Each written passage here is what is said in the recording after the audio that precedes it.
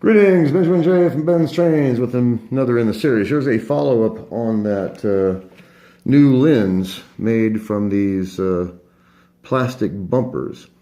12 of them for 88 cents. There's the order number. Really, really inexpensive, and of course it works. So I've installed the bezel back on the locomotive. You can see the lens. And that lens fits that like it was made for it. I mean, it really does. You would swear that was a factory lens. It fits it absolutely perfectly. And of course, the nice thing about it is it's opaque and it works.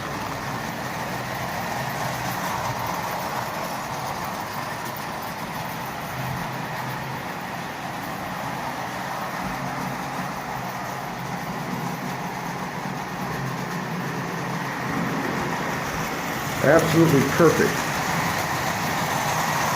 You'd never know that was some kind of aftermarket rubber bumper. And they use these for bumpers for sliding shower doors. They're also used on a lot of knickknacks as stick-on feet. And like I said, they're 88 cents for 12 of them, and fits the Commodore Vanderbilt like it was made for it. And all I had to do was slightly open that hole. I probably don't have to. I probably could have forced it in there. It's just a lot easier. I slightly opened the hole with a pocket knife, just a couple of scrapes around it. And that lens just pops directly in there. I haven't even glued it. It's just popped in there. And it actually looks like a lens. And it really improves the looks of the locomotive because you can no longer look through it and see a light bulb behind it. All you see is the lens.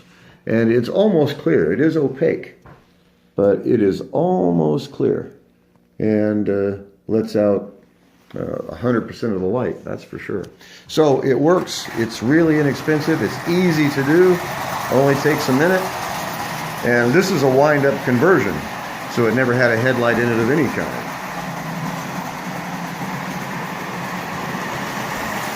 And it works. It looks nice.